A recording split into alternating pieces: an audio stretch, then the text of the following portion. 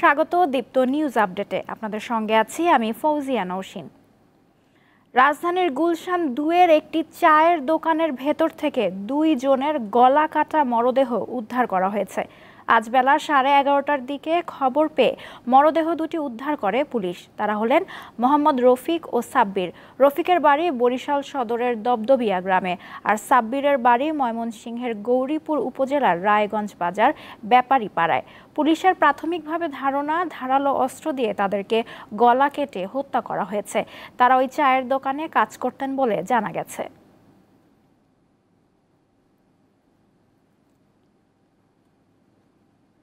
জাতিসংঘ সাধারণ পরিষদের অধিবেশনে অংশগ্রহণ শেষে দেশের পথে রয়েছেন অন্তর্বর্তী সরকারের প্রধান উপদেষ্টা ডক্টর মোহাম্মদ ইউনূস।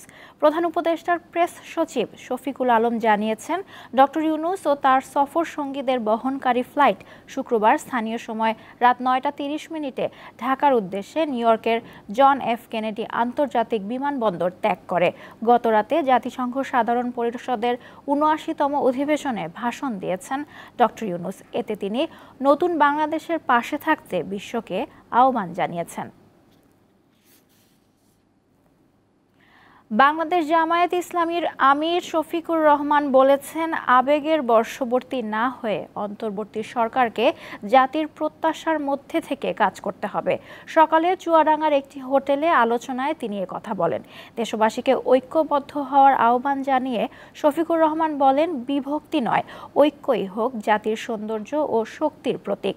যৌক্তিক সময়ে নির্বাচনের আশা করছেন জামায়াত আমির। তারা যেন জাতির প্রত্যাশা এবং আবেগের বাইরে কোনো কাজ না করেন। জাতির চেতনাকে তারা যেন ধারণ করেন, 24 বিপ্লবের চেতনাকে তারা যেন সম্মান করেন। আমরা তাদের কাছে সেইটুকুই আশা করি। তবে আবেগবশত মাঝে মধ্যে 2-1টা জিনিস হয়ে যাচ্ছে, এটা হওয়া উচিত নয়। কি হয়ে যাচ্ছে আপনারা এটা বুঝেন, আমি সব কিছু ভেঙে বলতে চাচ্ছি না। হ্যাঁ, যৌক্তিক সময়েরও হাটে আমরা ভেঙে দিব, দেরি করবো না ইনশাল্লাহ। সাভার ও আশুলিয়ার পোশাক কারখানায় আজও শান্তিপূর্ণ পরিবেশে কাজ চলছে। তবে আশুলিয়ার 16টি কারখানা বন্ধ রয়েছে। এ বিষয়ে জানাতে যোগ দিচ্ছেন সহকর্মী এম এ হালিম। হালিম, শিল্পাঞ্চলে এই মুহূর্তের পরিস্থিতি সম্পর্কে আমাদের জানান। কোথাও কোনো অপ্রীতিকর ঘটনা ঘটেছে কি?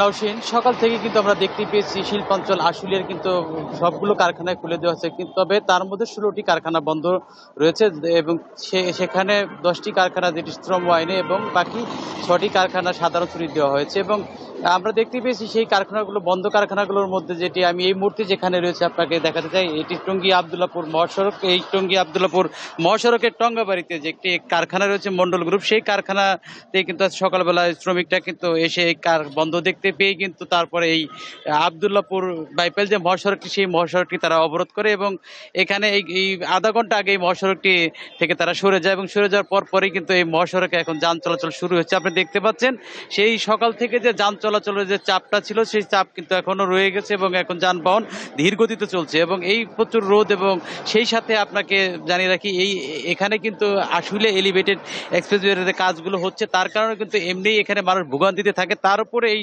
সকাল থেকে যে শ্রমিকদের যে সড়ক অবরোধ, সেই সড়ক অবরোধের কারণে কিন্তু আমরা দেখতে পেয়েছি মানুষ পায়ে হেঁটে যাচ্ছে, কেউ গরমে এবং অনেকে অসুস্থ হয়ে গেছে। সব মিলিয়ে আমরা দেখতে পেয়েছি এখানে এই শিল্পাঞ্চল আশুলিয়াতে কিন্তু অপ্রীতিকর কোনো ঘটনা না ঘটলেও কিন্তু এই অঞ্চলে যে আজকে যে সড়ক অবরোধ হয়েছে, সেই সড়ক অবরোধের কারণে কিন্তু অনেকে ভোগান্তিতে পড়েন। তাছাড়া শিল্প পুলিশ যেমনটি আমাকে জানিয়েছে, সাভার এবং আশুলিয়ার অন্য কোথাও সেরকম কোনো বিশৃঙ্খলার খবর পাওয়া যায়নি। এই ছিল আমার কাছ থেকে সর্বশেষ। জানাচ্ছিলেন সহকর্মী এম এ হালিম। বেড়েই চলছে ইলিশের দাম। রূপালী এই মাছের অন্যতম মোকাম চাঁদপুরেও একই অবস্থা। এ বিষয়ে আরও তথ্য নিয়ে যোগ দিচ্ছেন সহকর্মী ইব্রাহিম রনি। ইব্রাহিম, চাঁদপুরে আজ ইলিশের দাম ও সরবরাহ কেমন দেখছেন এবং ইলিশের অতিরিক্ত দামের ব্যাপারে জেলে ও ব্যবসায়ীরা কি বলছেন? জি নওশীন, ইতিমধ্যে আপনি যেমনটি জেনেছেন যে চাঁদপুরে ইলিশের আমদানি কম এবং ক্রেতা বেশি, যে কারণে ইলিশের দাম বেশি। পাশাপাশি ভারতে ইলিশ রপ্তানি হচ্ছে, এখান থেকে কিছু মাছ রপ্তানিকারকরা সংগ্রহ করছেন, সে কারণে ইলিশ মাছের দামটা একটু এখানে বেশি। আজকে গতকালের তুলনায় আজকেও কিন্তু প্রতি কেজিতে 50 থেকে 60 টাকা পর্যন্ত বেড়েছে, অর্থাৎ 1 কেজি ইলিশের দামটা এখন 1800 থেকে 1900 টাকা দরে বিক্রি হচ্ছে। চাঁদপুরে এই হাতিয়া, সন্দ্বীপ, নোয়াখালী এবং ভোলা বরিশাল ওই অঞ্চল থেকে কিন্তু প্রতিদিন বিপুল পরিমাণ ইলিশ আমদানি হতো, কিন্তু এখন যোগাযোগ ব্যবস্থা উন্নত হওয়ার কারণে ওই অঞ্চল থেকে ইলিশ কম আসছে, যে কারণে ইলিশের আমদানি কম। আমি যদি একজন ক্রেতা আসছেন, একজন ক্রেতার সাথে একটু কথা বলতে চাই।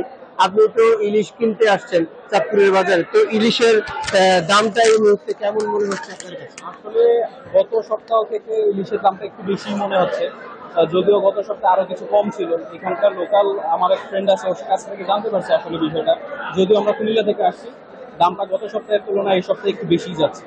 আচ্ছা আচ্ছা। তো যেমনটি আসলে শুনছিলেন যে চাঁদপুরে ইলিশের এই ঊর্ধ্বগতির কারণে জেলা এবং জেলার বাইরের ক্রেতারা কিন্তু খুবই হতাশ। তারা বলছেন যে আসলে ইলিশ কিভাবে আরো আমদানি বাড়ানো যায় সেই দিকে সংশ্লিষ্ট কর্তৃপক্ষকে মনোযোগী হওয়া। এই ছিল চাঁদপুর থেকে ইলিশের ইব্রাহিম, আপনাকে ধন্যবাদ।